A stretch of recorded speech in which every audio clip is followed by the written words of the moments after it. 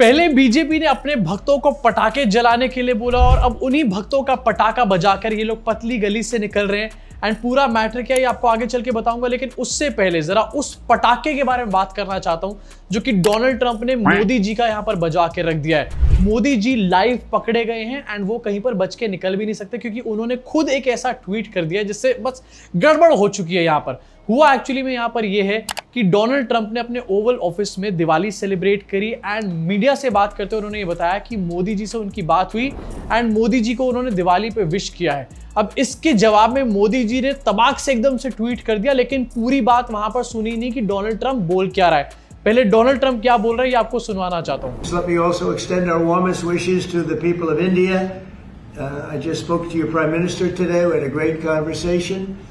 We talk about trade. We talk about a lot of things, but mostly the world of trade. He's very interested in that.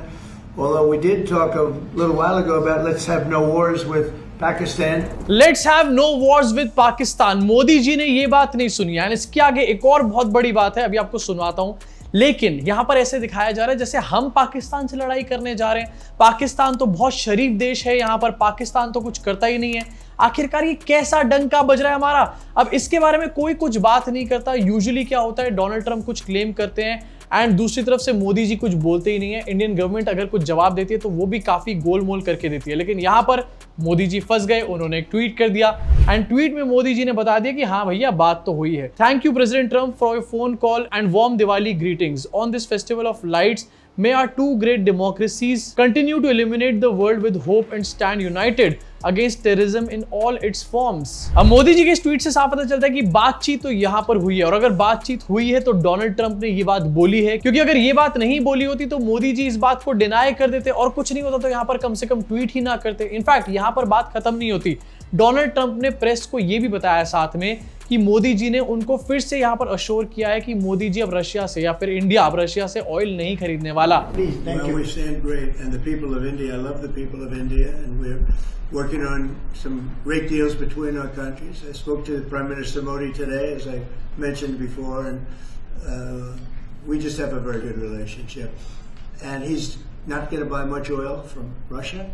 ये claim Donald Trump पहले भी कई बार कर चुके हैं, उसके बाद मोदी जी का कभी कोई जवाब निकल कर नहीं आया। इनफैक्ट इसके ऊपर इंडियन गवर्नमेंट का जवाब आया था, लेकिन काफी गोलमोल वहां पर बातें करी गई थी। लेकिन अब डोनाल्ड ट्रंप ये क्लेम कर रहे हैं एंड साथ में मोदी जी ने भी बता दिया है कि हाँ मेरी तो डोनाल्ड ट्रंप से बात हुई है। अब डोनाल्ड ट्रंप क्लेम कर रहे हैं और इस बात की श्योरिटी भी हो चुकी है कि मोदी जी ने डोनाल्ड ट्रंप से बात करी है। अगर बात हुई है और अगर मोदी जी ने अश्योर किया है तो इस चीज की न्यूज आखिरकार हमारे को इंडियन गवर्नमेंट से क्यों नहीं मिल रही है? इंडिया पाकिस्तान का सीज फायर हुआ था, वो भी डोनाल्ड ट्रंप बता रहे थे, ये चीज भी डोनाल्ड ट्रंप बता रहे हैं। इनफैक्ट इंडियन गवर्नमेंट को इस चीज के ऊपर जवाब देना चाहिए कि आखिरकार कौन डिसाइड कर रहा है कि इंडिया कहां से ऑयल खरीदे और कहां से ऑयल ना खरीदे। कुछ दिन पहले ये बताया जा रहा था कि हम रशिया से इसलिए ऑयल खरीद रहे हैं बेटा क्योंकि रशिया से ऑयल हमारे को सस्ता मिलता है, और हम लोग तो सिर्फ इंडियन कंज्यूमर के बारे में सोचते हैं, जो हमारे को सस्ता ऑयल देगा हम वहीं से खरीदेंगे।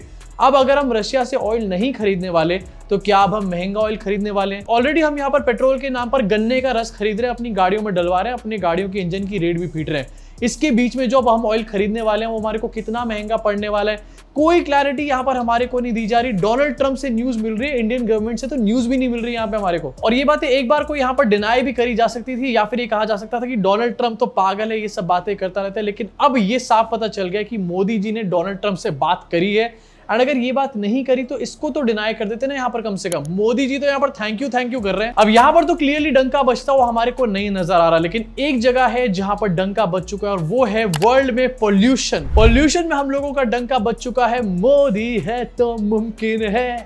ध्रुव राठी को मुंह तोड़ जवाब देने के बाद दिल्ली का जो पोल्यूशन है वो वर्ल्ड में सबसे ज्यादा इस टाइम पर AQI पहुंच चुका है। स्विस ग्रुप IQ एयर ने ये बताया है एंड रॉयटर्स ने इस न्यूज को छापने का यहाँ पर काम किया एंड साथ में ये भी बताया कि partly due to fire crackers during Diwali season. मतलब दिल्ली का AQI पूरे वर्ल्ड में सबसे ज्यादा पहुंच चुका है और उसका एक बहुत बड़ा रीजन है दिवाली के पटाखे। दे दिया ध्रुव राठी को जवाब। अब कुछ लोग यहाँ पर बोलेंगे कि ये तो भैया इंटरनेशनल मीडिया है, हमारे खिलाफ कॉन्स्पिरेसी कर रही है, लेकिन बॉस का चैनल भी ये बोल रहा है एंड बॉस का चैनल जब कुछ बोलता है तो बॉस के एम्प्लॉय और उनके भक्तों की कुछ औकात नहीं होती सामने से बोलने की। एनडीटीवी की न्यूज है, दिल्ली बना दुनिया का सबसे प्रदूषित शहर and Swiss air quality firm को ही यहाँ पर कोट किया जा रहा है। वही रिपोर्ट बताई जा रही है, दिल्ली दुनिया का सबसे प्रदूषित शहर बन चुका। उसके बाद 5वें नंबर पे मुंबई है, 8वें नंबर पे कोलकाता है, पाकिस्तान का लाहौर जो है वो भी 2nd नंबर पे यहाँ पर बताया गया है। लेकिन हम लाहौर से आगे निकल चुके हैं, हम यहाँ पर नंबर 1 बन चुके हैं। देखो, मोदी जी से पहले कभी हुआ था ऐसा कुछ? इनफैक्ट इतना तगड़ा यहाँ पर डंका बज रहा है कि बाहर के जो इंटरनेशनल पेजेस हैं, मीम पेजेस, वो भी दिल्ली के पोल्यूशन की वीडियोस यहाँ पर डाल रहे हैं, किस तरीके से AQI बिगड़ रहा है यहाँ पर दिवाली के बाद। इस वीडियो को शेयर किया गया नॉन एस्थेटिक थिंग्स के द्वारा एंड ये पूरे वर्ल्ड के अलग अलग वीडियोस डालते हैं। बज गया ना यहाँ पर दिल्ली का डंका। अब देखो, दिवाली से पहले बीजेपी ने कहा था कि तुम फोड़ो पटाखे, कोई दिक्कत नहीं है, हम क्लाउड सीडिंग करा के बारिश कराएंगे, सारा पॉल्यूशन यहाँ पर शांत हो जाएगा। लेकिन अब वही बीजेपी ये कह रही है एंड मिनिस्टर्स ये निकल के कह रहे हैं दिल्ली के कि जब क्लाउड ही नहीं है तो सीडिंग कहां से होगी भाई? 7 महीनों में ठीक करें। और लास्ट में मैं कहूंगा, ये मैं पढ़ रहा था, इनके लीडर अभी आज कर रहे हैं, कह रहे हैं जी कि क्यों नहीं जी क्लाउड सीडिंग क्यों नहीं कराई, क्लाउड सीडिंग क्यों नहीं कराई। मैं इन अनपढ़ों को बताना चाहता हूं, विरोध की आग में इतना जल रहे हैं कि सब कुछ भूल जाते हैं।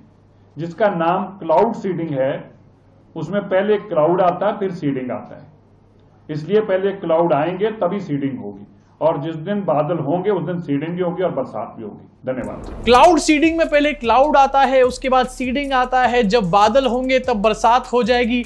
ये सब लॉजिक पहले क्यों नहीं दिए गए थे? पहले तो पटाखे फोड़ने के लिए सबको फुलझड़ियां यहां पर थमा दी। बीजेपी आईटी सेल के व्हाट्सएप ग्रुप से लेकर बीजेपी आईटी सेल के अकाउंट सोशल मीडिया पे आप जाकर के देख लेना, थोड़े दिन पहले लोग क्लाउड सीडिंग और क्लाउड सीडिंग से रेन की बात कर रहे थे और पॉल्यूशन इस बार होने ही नहीं वाला, ऐसा ये सब बताने का काम कर रहे थे। लेकिन अफसोस, इस बार बादलों से कोई बेनिफिट नहीं ले पाएंगे यहाँ पे लोग। इनफैक्ट मैं खुद कल दिल्ली के अंदर था एंड दिल्ली में भी एंड दिल्ली के आसपास के एरियाज में भी छोटे मोटे कल बादल देखने को मिल रहे थे। जब क्लाउड थे तो सीडिंग क्यों नहीं करी गई? कल पोपट हो गया भक्तों का पूरी तरीके से पटाखे जलाने के बाद। इनफैक्ट दिल्ली में बीजेपी के मिनिस्टर हैं आशीष सूद एंड ये कह रहे हैं कि सुप्रीम कोर्ट के ऑर्डर्स को सही तरीके से फॉलो करना चाहिए था। ये दिल्ली के रेजिडेंट्स का इर्रिस्पॉन्सिबल एक्ट है। अब दिल्ली के रेजिडेंट्स को इर्रिस्पॉन्सिबल बता रही है बीजेपी की सरकार। क्यों? क्योंकि पॉल्यूशन की जो प्रॉब्लम है वो हाथ से निकल चुकी है एंड पूरे वर्ल्ड में इस टाइम पर दिल्ली के पॉल्यूशन की बात हो रही है। मोदी जी का डंका बज रहा है असली में। अब डैमेज कंट्रोल किया जा रहा है एंड डैमेज कंट्रोल में एक और डैमेज किया जा रहा है। आईटी सेल के मिस्टर बागरी हैं, ये एक वीडियो डालकर बता रहे हैं कि भैया देखो, रियल सोर्स ऑफ पॉल्यूशन पटाखे नहीं है, ये पराली जलाई जा रही है पंजाब में, उससे सारा धुआं आ रहा है। भैया यहाँ पर जयपुर डायलॉग्स भी ये वीडियो डाल रहा है, लेकिन ये वीडियो ये लास्ट ईयर 1 नवंबर का वीडियो है। ये मतलब एक पोपट को छुपाने के चक्कर में एक और पोपट प्रो मैक्स यहाँ पर कर देते हैं। बीजेपी आईटी सेल का रोज का है भैया, आप थकते क्यों नहीं? इनफैक्ट ये जो बातें कही जा रही है कि अब पराली का धुआं यहाँ पर आ रहा है एंड पराली के नाम से ऐसे दिखा दिया जाता है कि ये तो सिर्फ पंजाब में ही जलती है पराली, पंजाब में सिर्फ खेती बाड़ी होती है और कहीं होती नहीं है ना। बट इसकी सच्चाई भी आपको दिखाना चाहता हूँ। टाइम्स ऑफ इंडिया की न्यूज है, first time in 10 years UP surpasses Punjab in stubble burning cases in initial stage off season. मतलब यूपी में पंजाब से भी ज्यादा पराली जल रही है, लेकिन यहां पर पराली की वीडियोस जो है सिर्फ पंजाब की सामने आएंगी। इनफैक्ट ये भी देखो अपनी स्क्रीन के ऊपर, UP MP emerge as new stubble burning hotspots beating usual suspects Punjab and Haryana. जैसे दिवाली पे पॉल्यूशन होता था, पराली की बात यहां पर आती थी और पंजाब हरियाणा की बात यहां पर होती थी। खैर हरियाणा में तो बीजेपी की सरकार है, लेकिन पंजाब जहां पर आम आदमी पार्टी की सरकार है,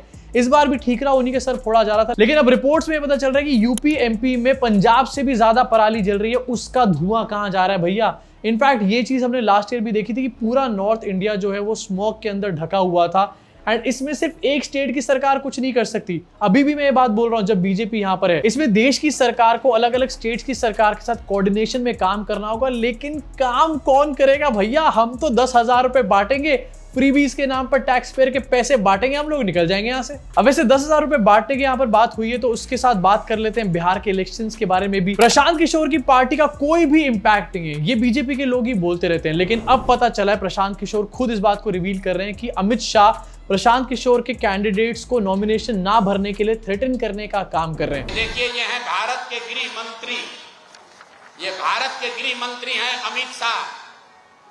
अमित शाह जी हैं भारत के गृह मंत्री और साथ में है धर्मेंद्र प्रधान जो भारत सरकार के मंत्री हैं और भाजपा के यहाँ चुनाव के अधिकारी हैं, प्रभारी हैं।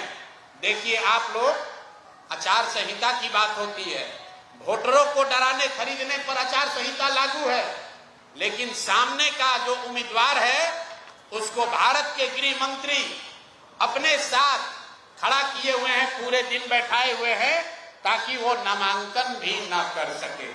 ये है भाजपा के चाल चरित्र चेहरा। ये देखिए भाजपा का चाल चरित्र चेहरा।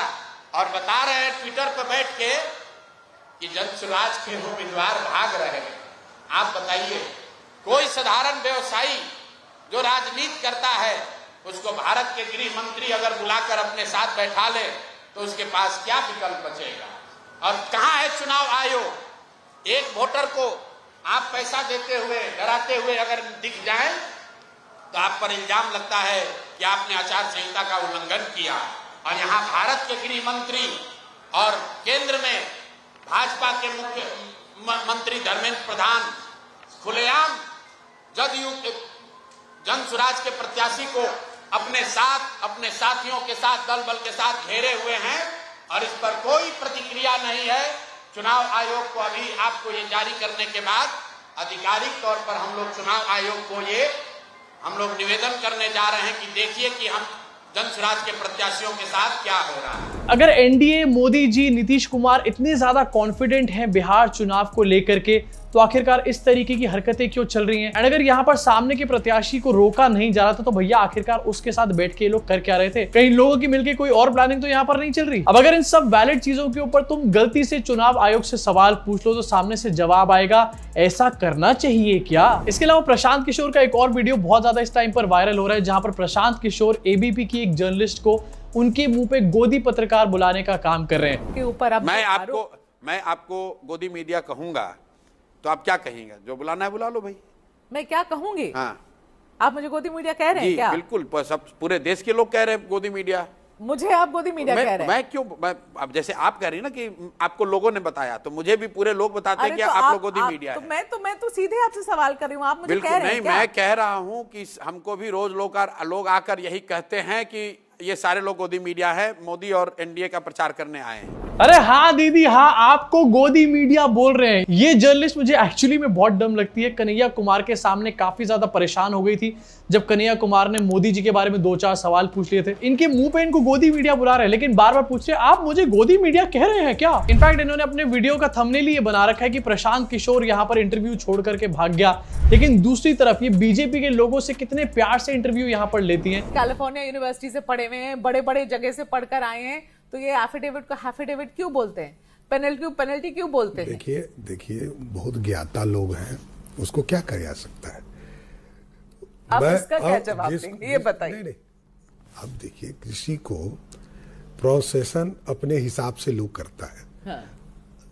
अब कितने चीजों को उठा के निकालूंगा मैं, मेरे पास वो फुर्सत नहीं है कि प्रोसेशन अपने हिसाब से लोग करता है। प्रोफेशन को प्रोसेशन यहां पर बोल रहे हैं। ये है बिहार के डिप्टी सीएम। अगर ऐसा डिप्टी सीएम होगा तो बिहार के बच्चे कहां पर पढ़ेंगे, क्या पढ़ेंगे आखिरकार? एंड ये सेम जर्नलिस्ट है, कितने प्यार से यहां पर सवाल पूछे जा रहे हैं, पूरा टाइम दिया जा रहा है बोलने के लिए, लेकिन जब प्रशांत किशोर सामने आके बैठ रहे हैं तो एकदम से तेवर चेंज हो जाता है। और अगर गलती से कांग्रेस के लोग आके सामने बैठ जाएंगे तो भैया ये पूरी तरीके से पागल हो जाते हैं गोदी पत्रकार। अब गोदी मीडिया पूरी तरीके से चरणों में गिरा हुआ है एंड ये क्लियर है, सबको दिखाई दे रहा है यहाँ पे। लेकिन उससे भी बड़ी आयरनी यहाँ पर ये है कि अगर इन लोगों को गोदी मीडिया बुला दो तो ये लोग बुरा मान जाते हैं। भाई, जब तुम लोग मोदी जी की चरण वंदना करते हो, मोदी जी को पसंद करते हो, उनकी तारीफें करते हो, तो गोदी कहलवाने में आखिर इतनी शर्म क्या है? गोदी वर्ड से इतनी प्रॉब्लम क्यों हो जाती है एकदम से? मतलब मोदी जी की चमचागिरी भी करनी है, मोदी जी के लिए माहौल भी सेट करना है, दूसरी तरफ अपने आप को अनबायस्ड भी यहाँ पर कहलवाना है। गजब की हिपोक्रेसी है भैया। वैसे इसके बारे में अब आपका क्या सोचना है, नीचे कमेंट सेक्शन में कमेंट करके अपनी भड़ास को पूरी तरीके से निकाल डालो। मैं आपसे मुलाकात करूंगा इस चैनल के अगले वीडियो में।